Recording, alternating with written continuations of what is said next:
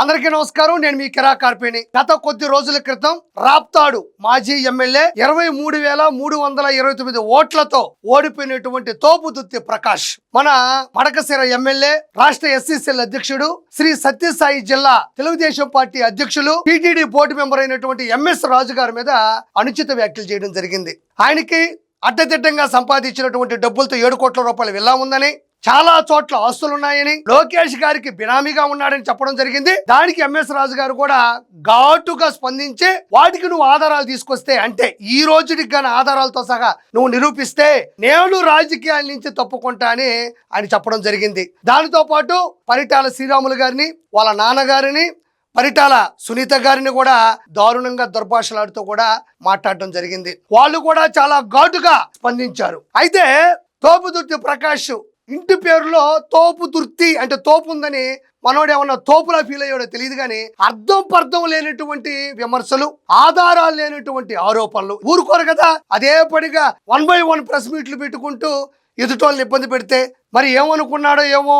ఒక్కసారిగా police department ఆ ఇంటి మీదకి వెళ్ళి తనిఖీలు చేస్తే ఏం దొరికాయో ఒకసారి చూడండి. అనంతపురంలోని తోపుదుర్తి ప్రకాష్ తన నివాసంలో ఎలాంటివి దొరికాయో ఒకసారి చూడండి. అంటే ఎవరన్నా అటువైపుకి వస్తే తను వాళ్ళని ఎలా ఇబ్బంది పెట్టాలనుకున్నాడు, ఎలా కడతీర్చాలనుకున్నాడు అనేది ఒక ప్లాన్తో ఉన్నాడు తోపుదుర్తి ప్రకాష్. అది పోలీసు వాళ్ళకి ముందుగా తెలిసి పోయి కూడా చూడటం జరిగింది. ఏమేమి పెట్టారు ఒకసారి చూడండి. ఇవి కంకర రాళ్ళు చూడండి. ఇది పోలీస్ డిపార్ట్మెంట్ అంతా ఇక్కడే ఉంది.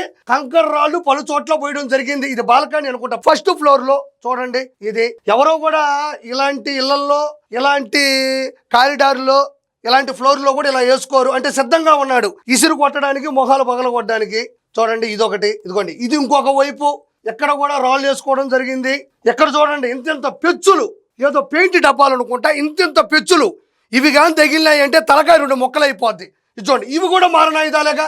పోలీస్ డిపార్ట్మెంట్ వాళ్ళు దీన్ని నిశ్చితంగా పరిశీలిస్తున్నారు. మరి ఆయన ఇంట్లో సీసీ కెమెరాలు ఉన్నాయి కదా, మంది మార్పులు ఉంది కదా, సెక్యూరిటీ గార్డులు ఉంటారు కదా, కుటుంబ సభ్యులు ఉంటారు కదా, ఎవరూ తీసుకెళ్ళి అక్కడ పెట్టరు కదా. ఆయనే పెట్టుకున్నాడు. మరి ఎవరన్నా బయట వాళ్ళు తీసుకొచ్చి పెట్టారని చెప్పండి, నిరూపించమని చెప్పండి. ఇంత పెద్ద ఇంట్లో సీసీ కెమెరాలు, సెక్యూరిటీ గార్డులు, డ్రైవర్లు, పనోళ్ళు, లేకపోతే కూరాకూడు ఉండేవాళ్ళు, అనుచరులు, ఆయన పేటీఎం బ్యాచ్, ఆయన రౌడీయిజం అన్నీ ఉంటాయి కదా. చూడండి ఇలాంటి పెచ్చులు ఏ విధంగా సమకూర్చడం జరిగింది, ఏ ఉద్దేశంతో ఇది పెట్టడం జరిగింది చూడండి. అంటే దీన్ని పట్టుకొని ఇది తీసి ఇలా ఇసిరేస్తే ఎక్కడన్నా తగిలితే మరి జగన్మోహన్ రెడ్డికి ఇసిరేసినటువంటి గులకరాయి కాదు ఇది. ఏంది ఇది? కుండీలు పగిలిపోయారా ఇది? చూడండి ఇవి ఒకటి.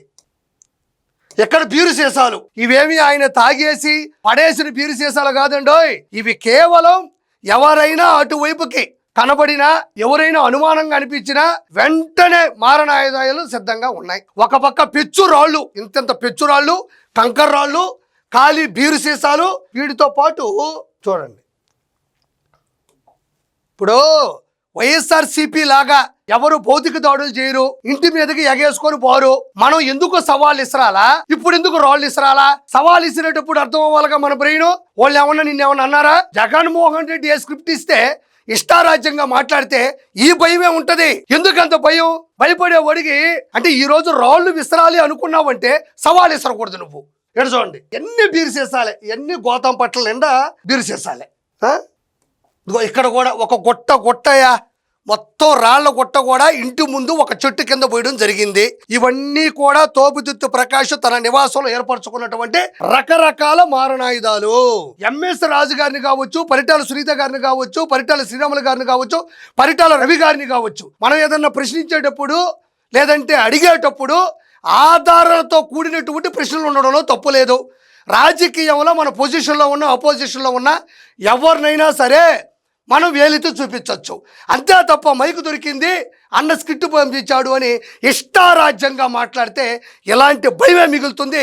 తోపుదుర్తి ప్రకాష్, నువ్వు ఈరోజు అపోజిషన్లో ఉన్నావు, అన్న చెప్పినట్టు చేస్తే రెచ్చగొడితే అన్న 2029లో గెలుస్తాడు, మంత్రి పదవి ఇస్తాడు అని నీచ స్థాయిలో ఆలోచించడం వల్ల నువ్వు ఇలా దిగజారిపోయావు. పోనీ ఇప్పుడు తోపుదుర్తి ప్రకాష్ ఎలా ఉన్నాడు? అనామకుడు, అమాయకుడు అనుకోబాకండి. ఆయన నాయకుడిగా ఉన్నప్పుడు ఏం చేశాడో ఒకసారి చూద్దాం. ఆ రోజుల్లో 2019 నుంచి 2024 మధ్యన ఈయన ఎమ్మెల్యేగా ఉన్నప్పుడు, జగన్మోహన్ రెడ్డి అధికారంలో ఉన్నప్పుడు కల్లి హరికృష్ణారెడ్డి అనే ఒక సాధారణ కార్యకర్తని రెచ్చగొట్టి అనంతపురంలోని టవర్ క్లాక్ సెంటర్ దగ్గరికి మంది మార్బలంతో విచ్చలవిడిగా వీరంగం చేస్తూ ఎలాంటి కార్యక్రమాలు చేశారో చూడండి. ఆ కుర్రాడు అక్కడికి వెళ్ళడం, ఒక సామాన్య కార్యకర్త అనంతపురంలోని టవర్ క్లాక్ సెంటర్ దగ్గరికి వెళ్ళి తొడగొడుతూ మీసం మెలేస్తూ రెచ్చగొడుతూ పౌరుషంగా ఎవరిచ్చిన ధైర్యం ఇది? తోపుదుత్తి ప్రకాష్ అనే వ్యక్తి ఇచ్చినట్టు ధైర్యంతో ఏ విధంగా శాంతి భద్రతలకు ఆటంకం కలిగిస్తూ వీరంగం సృష్టించాడో చూడండి.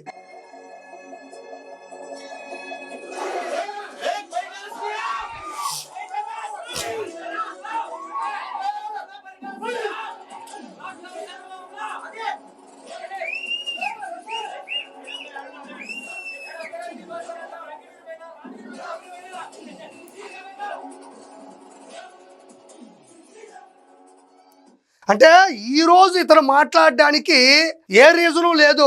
రెచ్చగొట్టాలి, అన్న దృష్టిలో పడాలి, మళ్ళీ భయం ఒకటి. గతంలో కూడా అతను రాప్తాడు ఎమ్మెల్యేగా ఉన్నప్పుడు ఈ పిల్లోడి చేత చేపించినటువంటి వీరంగం, తొడగొట్టడం, మీసం మెలేయడం, గట్టిగా అరవడం, చుట్టూ పోలీసు డిపార్ట్మెంటు, జనాలకి శాంతి భద్రతలకు ఆటంకం కలిగించడం, ఇది ఆ రోజుల్లో వైరల్ అయింది. ఆ తర్వాత పిల్లోడు భయపడ్డాడు లేదో నాకైతే తెలియదులే, కానీ ఎవరైనా ఒక సామాన్య కార్యకర్తని నడి రోడ్డు మీదకు పంపించి ఏయ్ పరిటాల శ్రీరామ్ అని అర్పిస్తున్నాడంటే ఎంత అధికార దుర్వినియోగం, ఎంత అహంకారం. మరి ఈ పిల్లోడికి ఆయనకి సంబంధం ఉందా ఆర్పి అని అడిగితే అది కూడా ఇప్పుడే చూపిస్తా చూడండి. ఆ తర్వాత ఇదే తోపుదుత్తి ప్రకాష్ అనేటువంటి మాజీ ఎమ్మెల్యే అదే కళ్యం వరకిష్టారెడ్డి అనేటువంటి కుర్రాన్ని ఒక ఛానల్కి ఇంటర్వ్యూకి తీసుకెళ్లాడు. చూడండి ఎవరు వీళ్ళిద్దరూ, చూడండి. ఇదే కుర్రాన్ని తీసుకెళ్లి మళ్ళీ అక్కడ పరుష పదజాలంతో పౌరుషంతో మాట్లాడించడం. ఏమన్నా సంబంధం ఉందా? ఒక సామాన్య కుర్రాన్ని తీసుకెళ్లి తొడగొట్టించడం, అదే కుర్రాన్ని తీసుకొచ్చి ఈ సీట్లో కూర్చోబెట్టి ఇంటర్వ్యూ ఇప్పించడం. ఇది తోపుదుత్తి ప్రకాష్ చేసేటువంటి చేష్టాలు. ఈ రోజు జరిగింది మనం విన్నాం. ఈ రోజు మనం తోపుదుత్తి ప్రకాష్ అంటున్నాం. తోపుదుత్తి ప్రకాష్ మాత్రమే కాదు, ఓ సురేష్, ఓ రమేష్ కూడా ఉన్నారు ఇలాంటి విషయాల్లో. ఓ సురేష్, నందిగామ సురేష్, ఓ రమేష్, జోగి రమేష్. ఈయన కన్నా ముందు ఈ ఫ్యాక్షన్ సినిమాలు తీసిన వాళ్ళు ఆ రోజుల్లో. అంటే నందిగామ సురేష్ 2020లో తుళ్ళూరు పరిసర ప్రాంతాల్లో పర్యటిస్తున్నటువంటి అమరావతి రైతులు, మహిళా రైతుల్ని దారుణంగా దాడులు చేసినటువంటి వ్యక్తి నందిగామ సురేష్. 2021 అక్టోబర్లో మంగళగిరిలోని జాతీయ తెలుగుదేశం పార్టీ ఆఫీసు మీద దాడులు చేయించినటువంటి వ్యక్తి నందిగామ సురేష్ ప్రథమ ముద్దాయిగా ఉన్నాడు. 2021 ఆగస్టులో అప్పటికే 3 సార్లు ముఖ్యమంత్రి అయిన నారా చంద్రబాబు నాయుడు గారి ఇంటి మీద వెనకా ముందు చూసుకోకుండా బూతులతో రెచ్చిపోయి కర్రలతో, రాళ్లతో, వీరు బాటిళ్లతో, అన్నిచ్చే పదవుల భవిష్యత్తుతో ఆలోచించుకుని ఎగబడినటువంటి వ్యక్తి జోగి రమేష్. అటు సురేష్, ఇటు రమేష్, మధ్యలో ప్రకాష్. ఏం తగ్గలేదు వీళ్ళు. కరకట్ట ఇల్లైనా, టీడీపీ ఆఫీస్ అయినా, మహిళా రైతులైనా ఈ రోజు ఈ విధంగానే పరిస్థితులు. తొడగొట్టించడం, మీసం మిలేయించడం. అంటే సురేష్, రమేష్, మధ్యలో ప్రకాష్. కాబట్టి వీళ్ళు చేసేటువంటి చేష్టాలను నేను నిజాయితీగా పూర్తి స్థాయిలో ఆధారాలతో సహా మీకు చూపించాను. కాబట్టి ఎదుటోళ్ళని రెచ్చగొట్టే ముందు ఆధారాలతో కూడినటువంటి న్యాయమైన ఆరోపణలు చేయాలి తప్ప ఆ తర్వాత మనం భయపడడం అనేది ఏమాత్రం సరికాదని కోరుకుంటూ నేను మీ కిరాకార్పేని.